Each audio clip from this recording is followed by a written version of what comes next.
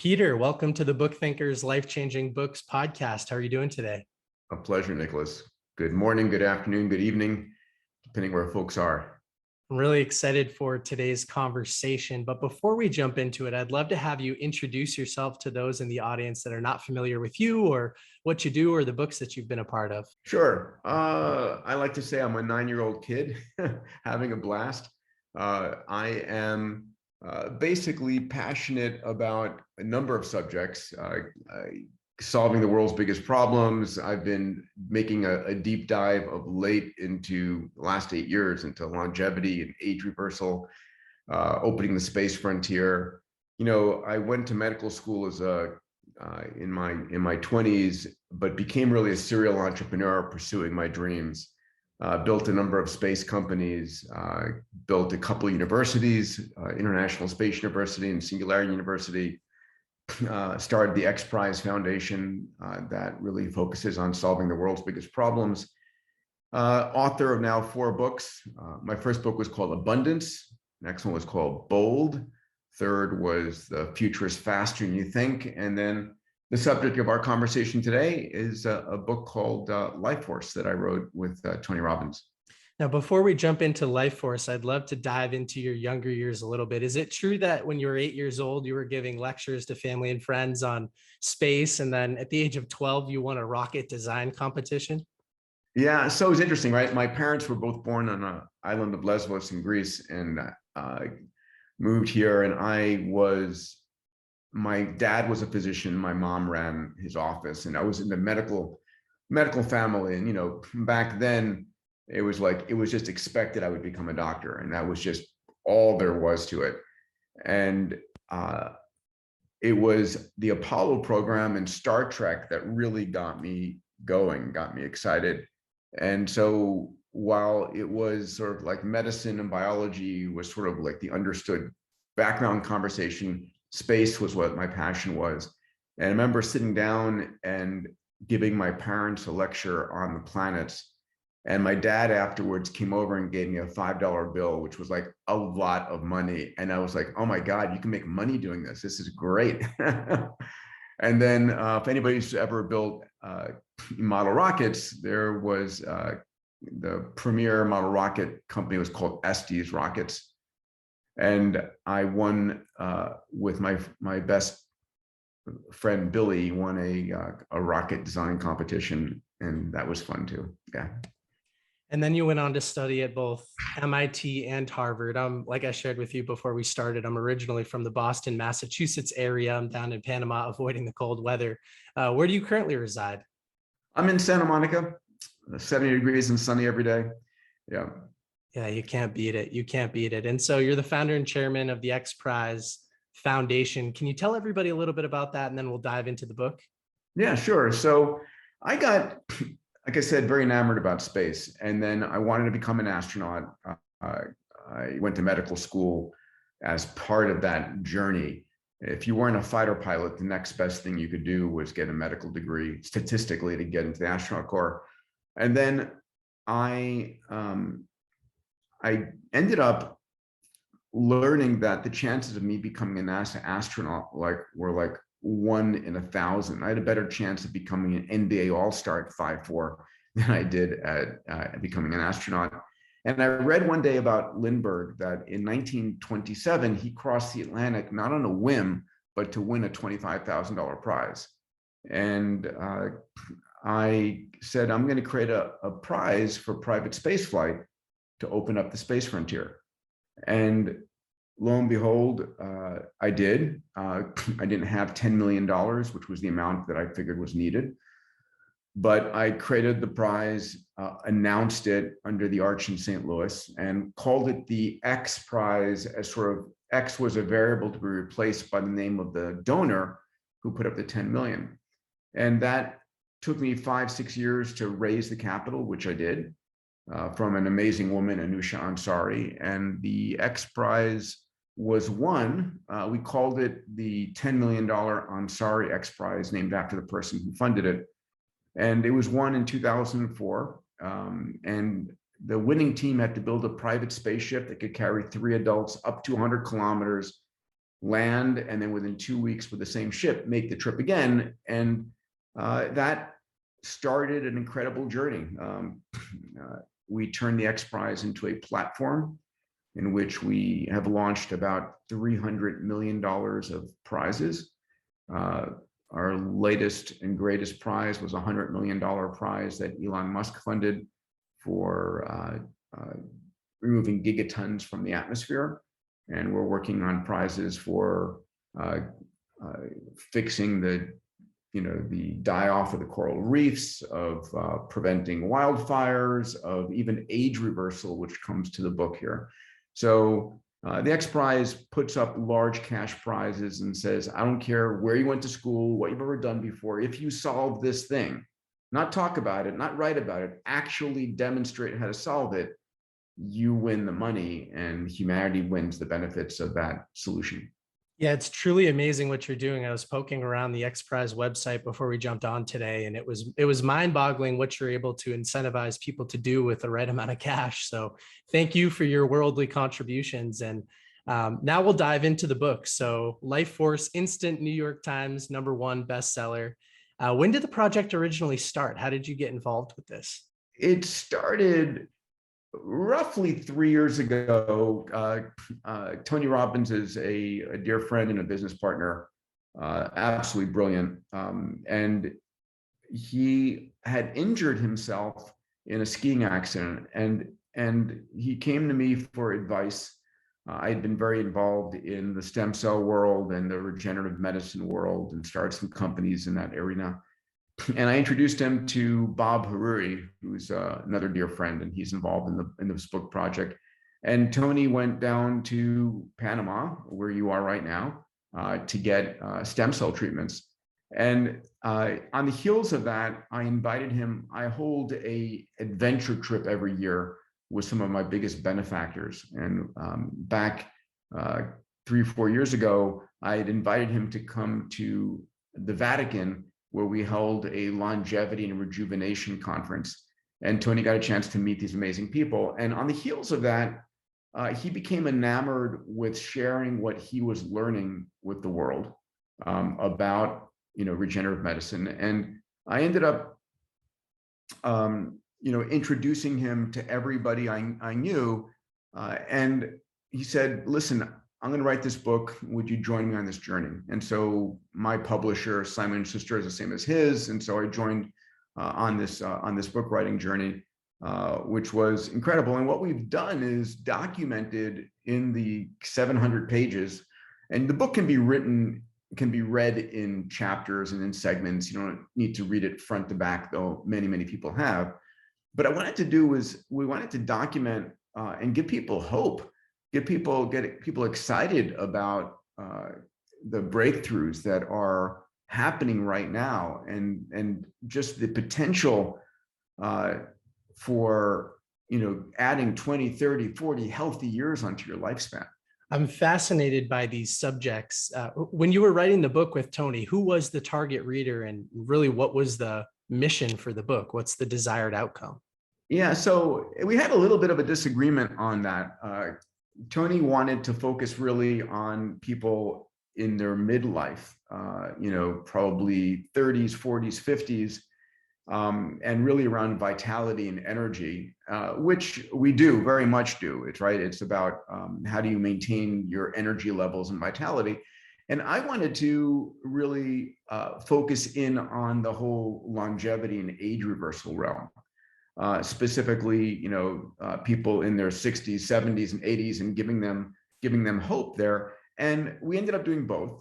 And there is plenty for everybody, independent of what age range you are or what you're facing. Yeah, I mean, I'm in my 20s, but I'm fascinated by this. We had Dr. David Sinclair on the podcast maybe a year or two ago, and that started my longevity obsession.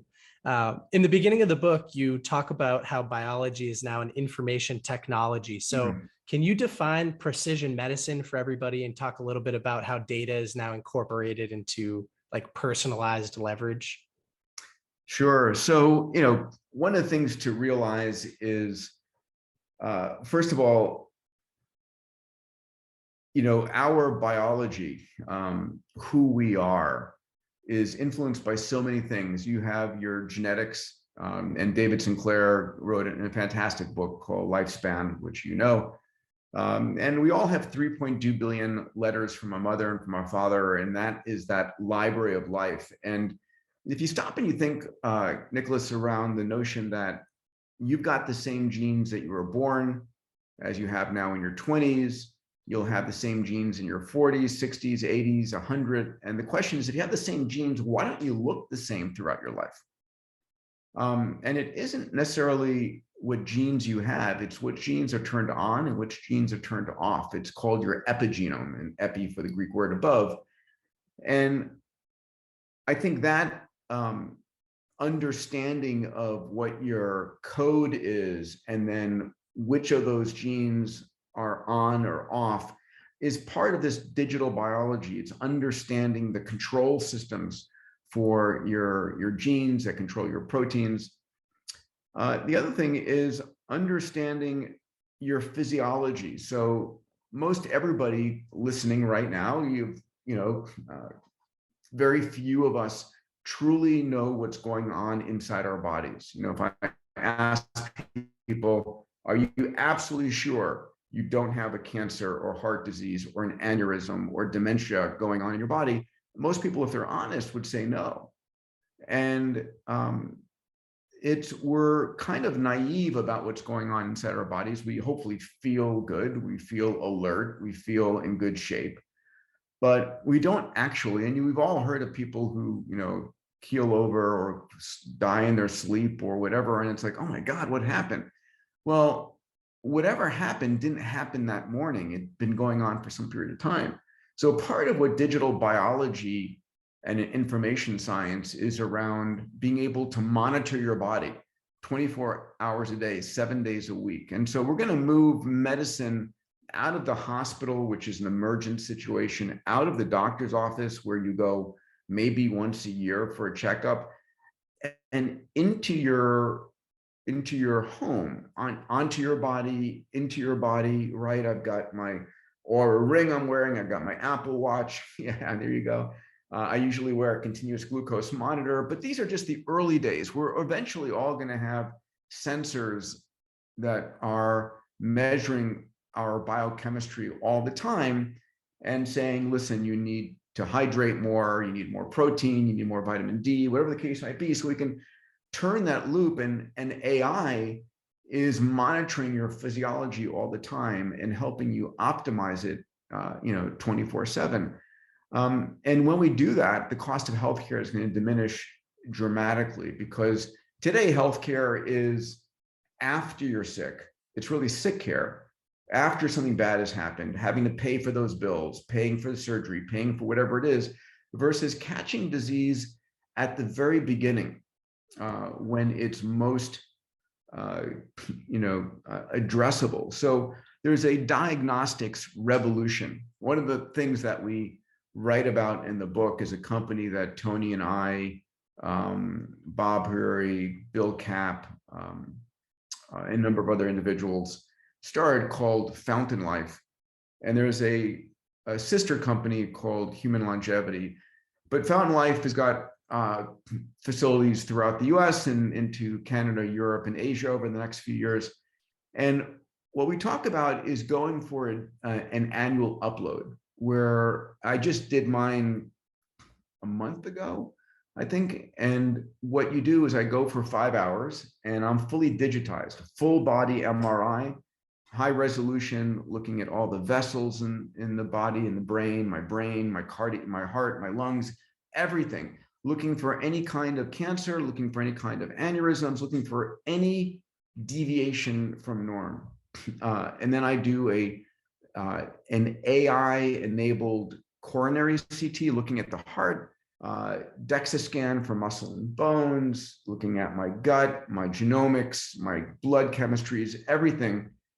And it's looking for anything that's off. Is there anything that is not in great shape? And there will eventually be. I just got my return of results, my review of results. I'm clean as a whistle, which is fantastic. Someday something will pop up. And I'm going to want to catch it at the very beginning, right? So all of this is digital biology. There might be some people listening today that are intimidated by what you're saying because they live in a state of ignorance. They think that ignorance is bliss. One of the main lessons in this book is that ignorance is not bliss, that preventative care is, number one, a lot less expensive, but also a lot less deadly than reactive care. And so for somebody that's listening today and they go, well, I want a full body upload, how much does something like that cost? And is it covered by insurance? How does the Fountain Life team? Great question. Yeah. So, first of all, the question ultimately is, when do you want to know that something's wrong in your body? You're going to find out eventually. Do you want to know up front, or do you want to find out after the fact? And what I tell people all the time is like, bullshit. Of course you want to know, because you can finally do something about it. And this is really, we're going from reactive healthcare to proactive and preventative healthcare. That's the big idea. So these kinds of services are not cheap right now. The full body upload is like $11K. It's not covered by your traditional health insurance. Fountain Life offers also a year-round membership, which includes a concierge physician, and that's $20K. And then the second year is about $15K. And then from then on.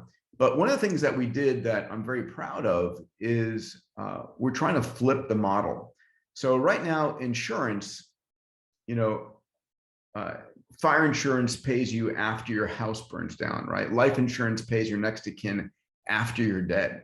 Health insurance pays you after you're sick and you've had to go through surgeries, whatever the case might be. So we created something called Fountain Health, and it's an insurance program that's being offered right now to companies that have 50 or more employees.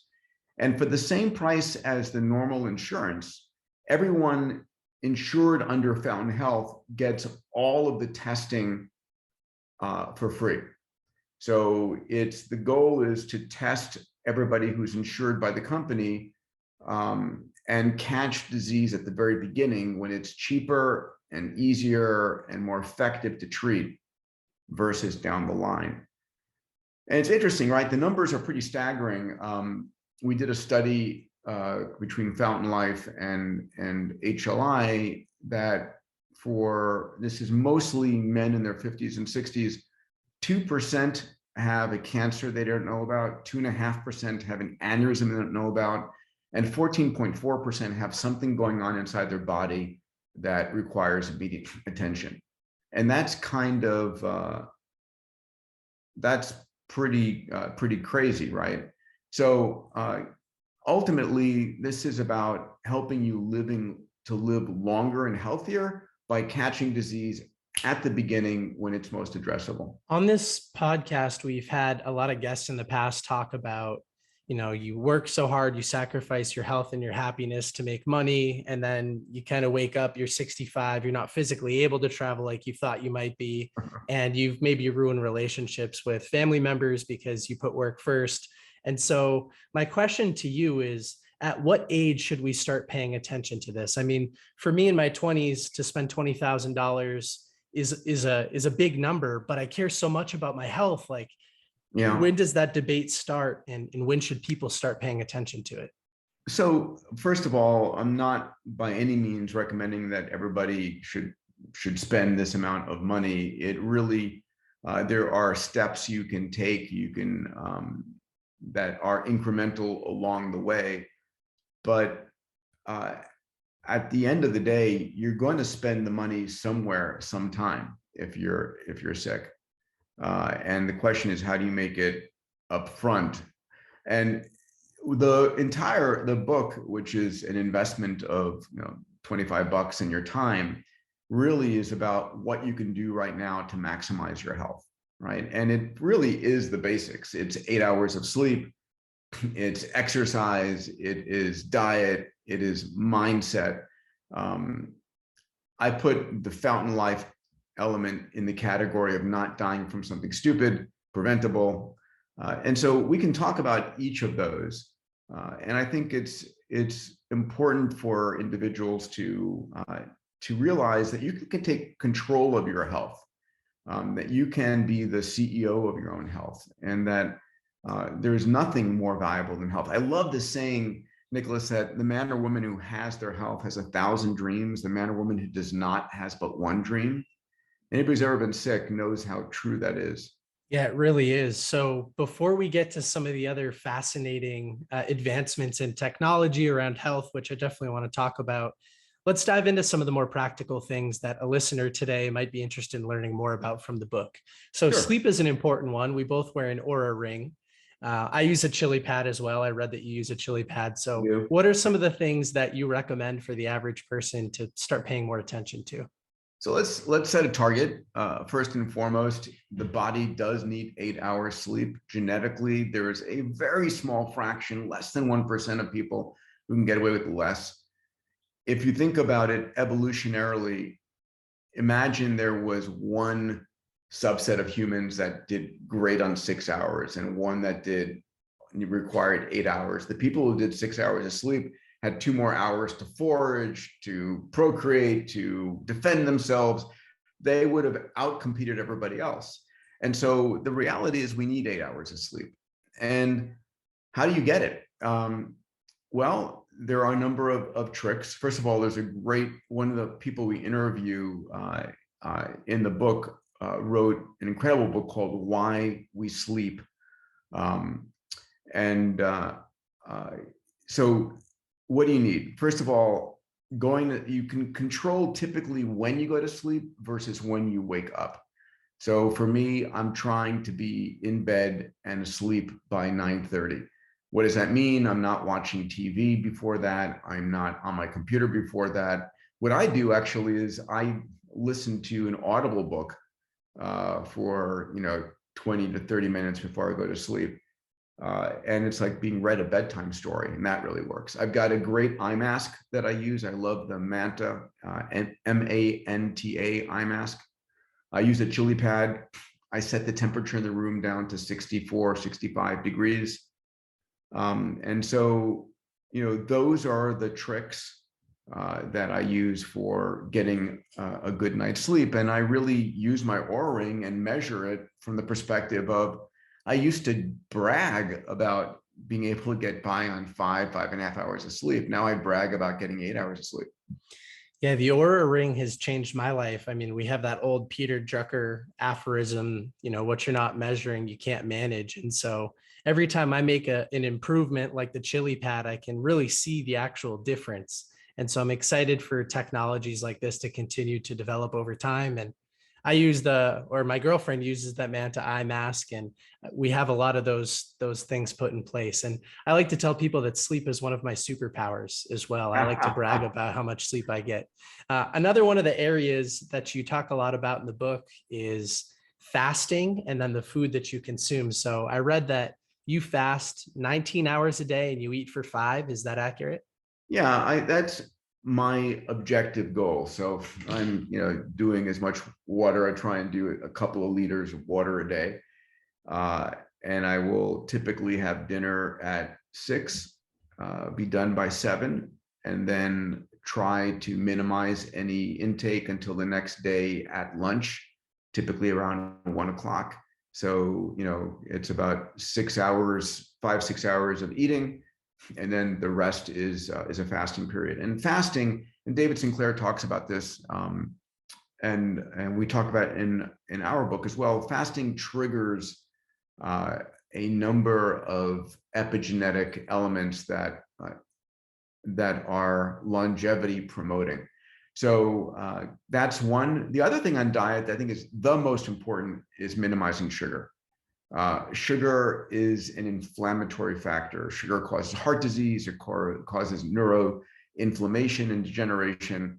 And it's really, how do you minimize sugar in your diet? And that, for me, I've been a vegan, I've been on keto, and I've settled back in sort of on a Mediterranean diet, as much whole plants as I can, and some fish, some eggs. And that is my diet. How about you? Well, it's a great question. I've been doing a 16-8 style intermittent fast for years now. And sometimes people tell me I'm a little bit young to be paying attention to that stuff, but I get a lot of great energy in the morning, especially when the caffeine hits on an empty stomach. And so I care a lot about clarity in the early working hours. And That's then, really important point just to note. I mean, if you've ever uh, been in a morning fast, by the time you're hitting 12, 1 o'clock, super high energy, right? And then if you ate a large meal, it like puts you to sleep because all the blood is going from your brain to your digestive system. You know, if I need mental clarity, I'm pounding water and coffee, and I'm not eating food. and you mentioned this earlier about sleep as well, but eliminating snacking before you go to bed also removes the blood from trying to digest food while you're trying to sleep and fall into the deeper states. So, you know, eliminating food in the morning and at night is really important to me. And you asked about diet. My diet's interesting. I definitely try to avoid sugar. I'm a pretty healthy eater. Based on the book's recommendations, I definitely eat quite a bit more red meat than what was recommended, but I feel great. And I've done some food sensitivity testing a few times, probably 5 times now, and I've eliminated foods that cause excess inflammation. I pay a lot of attention to that. Yeah. Cool. And in the book, you talked about the Vitality Pharmacy. And so I think listeners will find some of this information interesting. There were really 5 categories. I'll read them. There were peptides, metformin, hormone optimization therapy, NAD plus, and nutraceuticals. So No. is there a specific category that you're excited to talk about when you're recommending things to friends and family out of those 5? So listen, the all of those are well documented in the book, and I don't want to you know, speak about them too loosely, because whenever you're making recommendations on any kind of medicines or nutraceuticals, you need all the appropriate disclosures.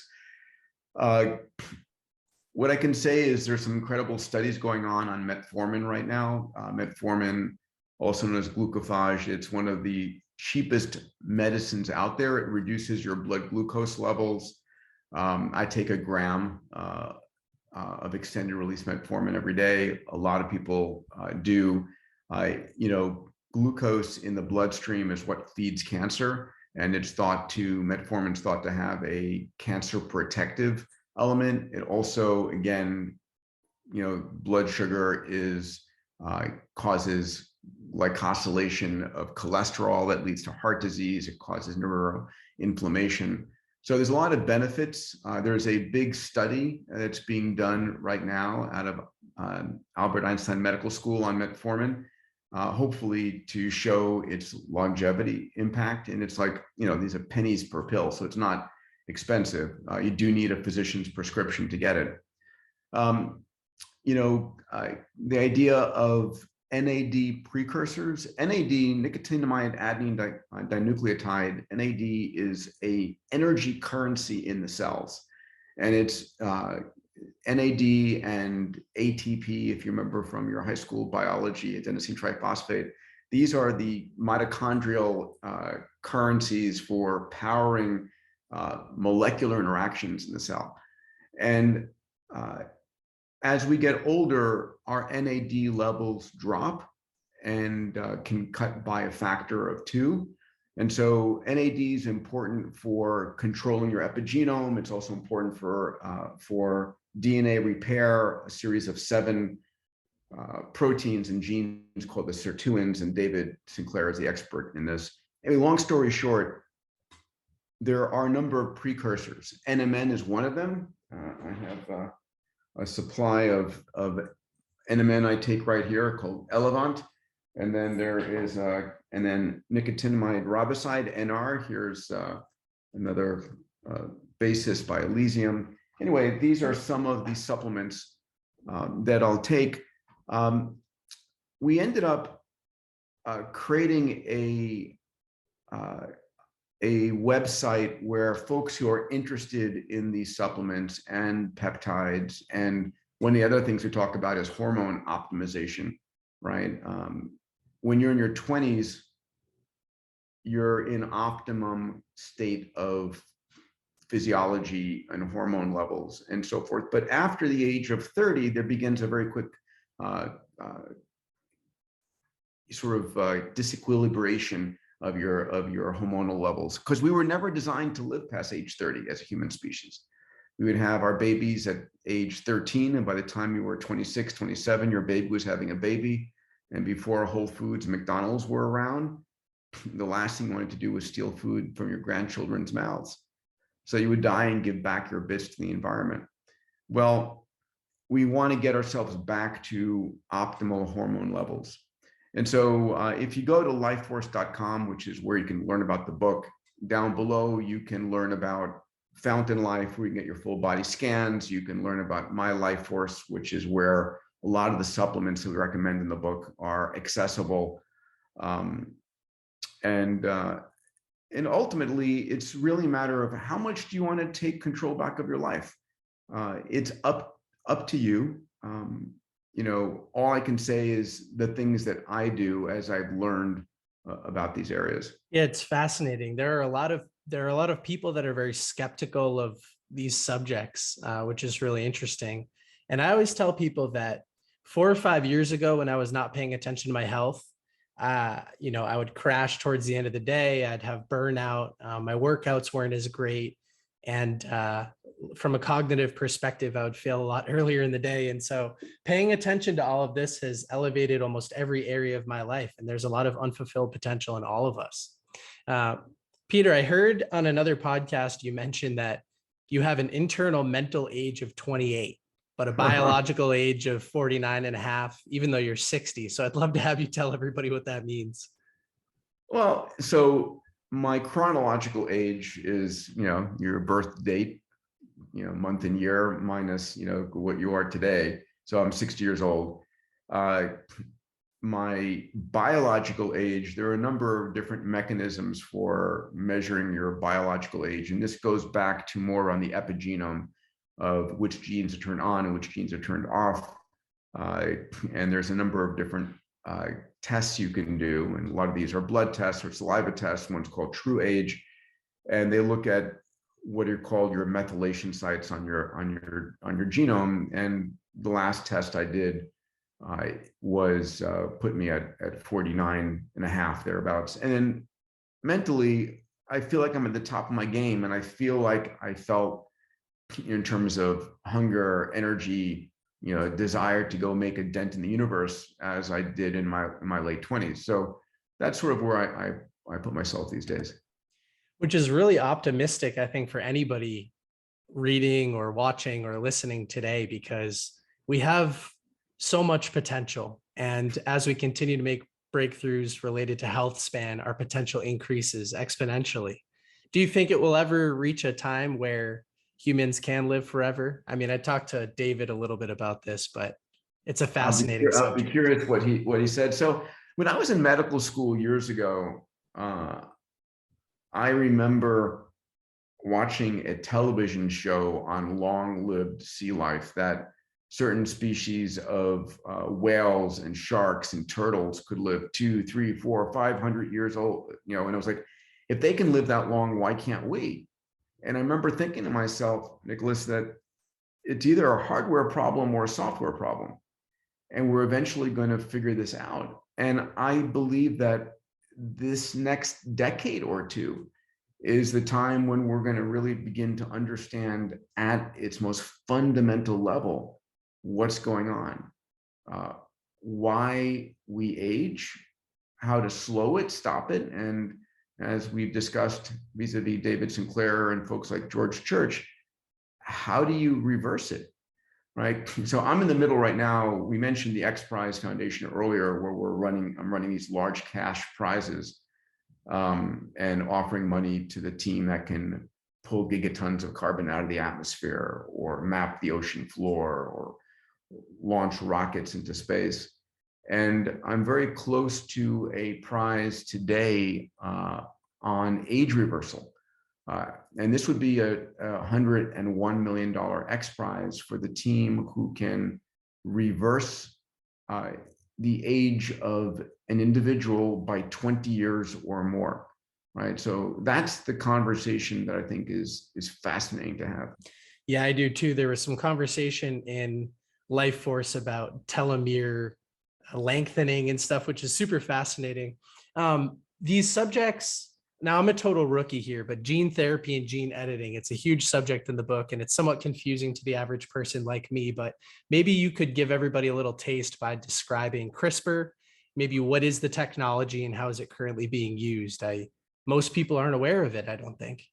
Yeah, so the CRISPR technology, and CRISPR is an acronym. I won't try and properly recite the acronym, but it won the Nobel Prize in 2020. Two amazing women, Jennifer Doudna here in the US and her partner in France, won the Nobel Prize for their work.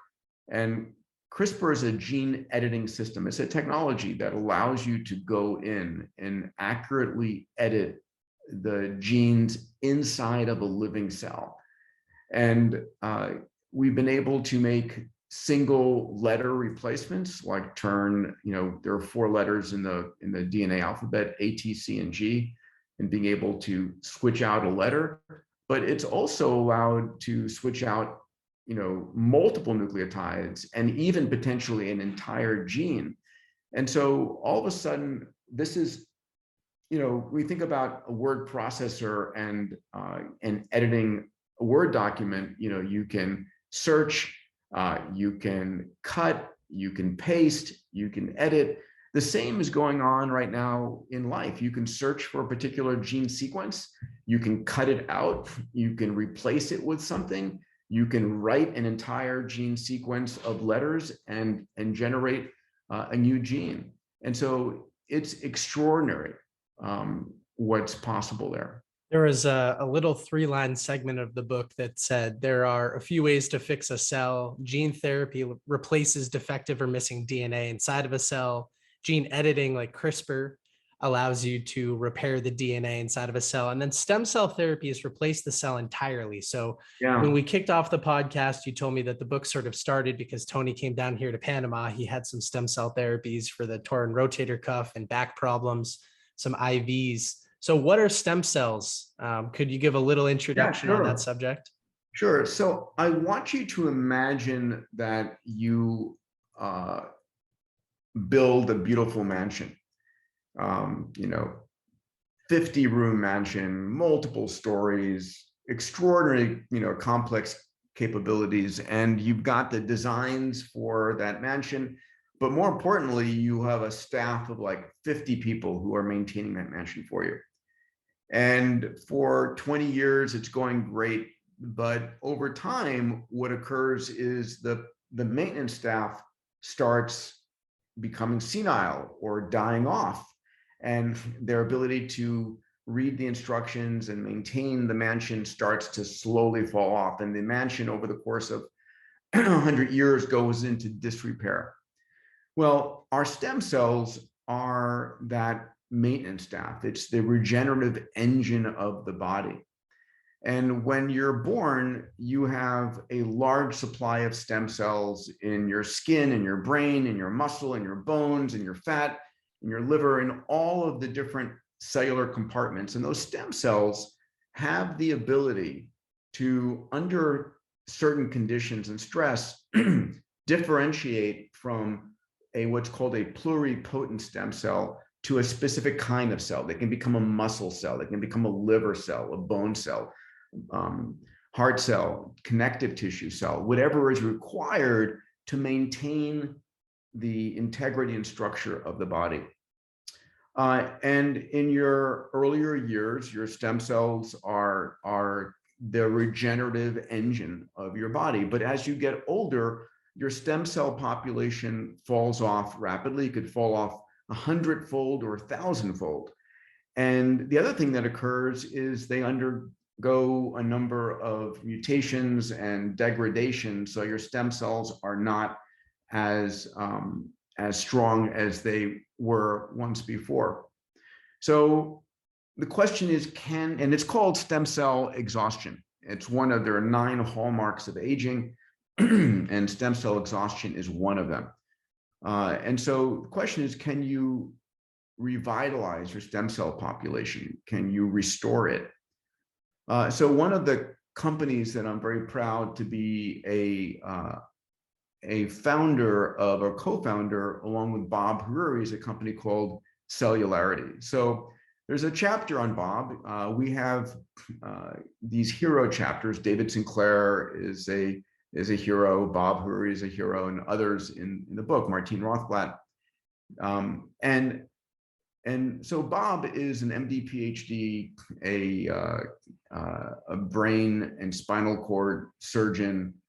But when his daughter was born, he realized that the placenta, which is, part of the birth process of an embryo, that the placenta grows much larger than the embryo. And what he realized was that the placenta is the organ that generates all of the stem cells that create the fetus. I think of the placenta as a 3D printer that manufactures the baby, right? Generates all the stem cells for it.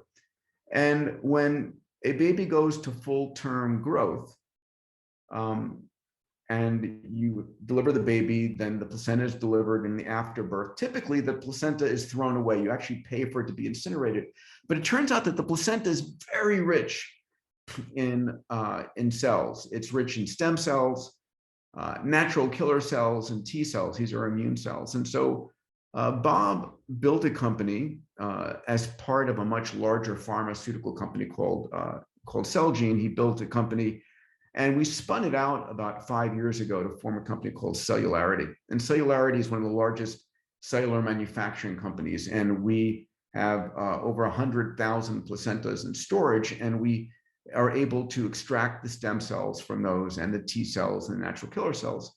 And the ability for you to replenish a person's stem cell supply is at the very early stages of these therapeutics. So it isn't legal in the United States yet, which is why Tony went down to Panama. Fountain Life has a couple of facilities that we partner with outside the United States. But we're now beginning to do the FDA-approved research for the purpose of being able to get the data to show safety and to show efficacy.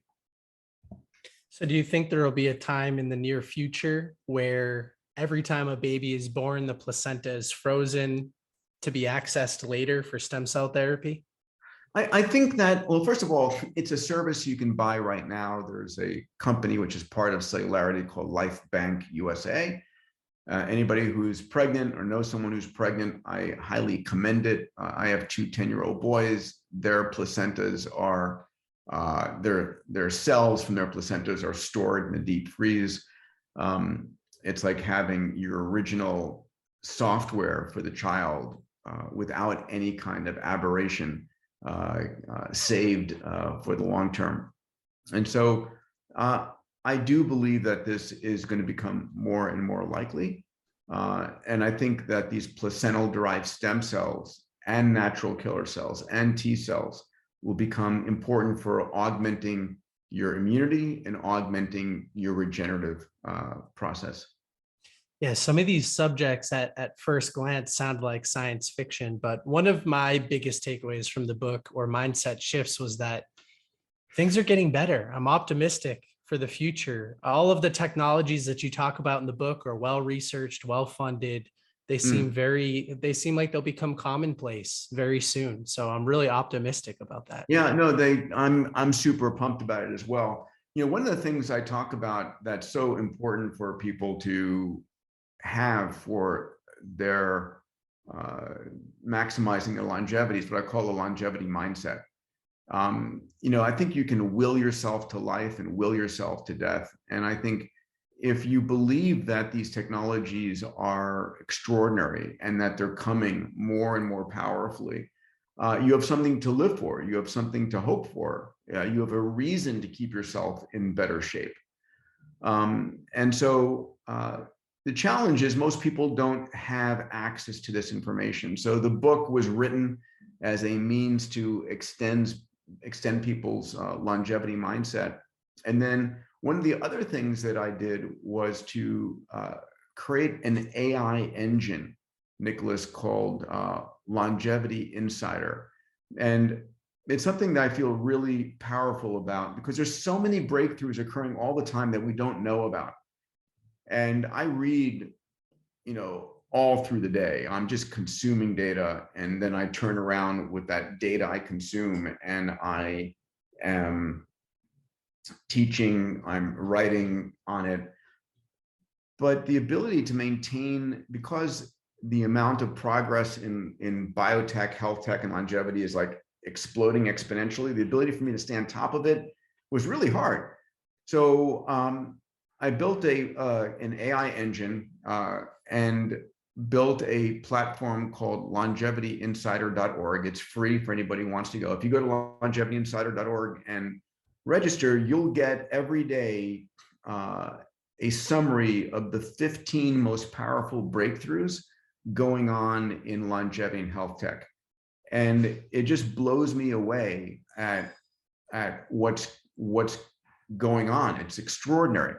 And so in stem cells, in exosomes, in Wnt pathways, in senolytic medicines, in nutraceuticals, in all of these areas, and the AI generates a very readable, understandable paragraph summary of those breakthroughs. And for me, the most important thing is just being able to stay on top of it and maintain a positive mindset about the future. Yeah, it's incredibly important. So I subscribed earlier today when you sent it over to me, the longevityinsider.org. So I'll make sure, by the way, for anybody listening, that there are links in the show notes for everything that we covered today.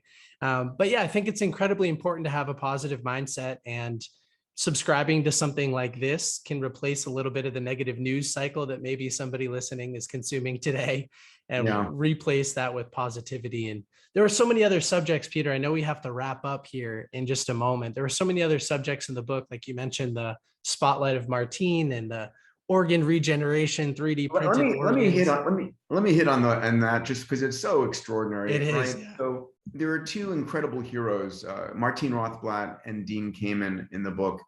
And what I want people to take away is that there are multiple companies working on the idea of giving you an extra backup set of organs.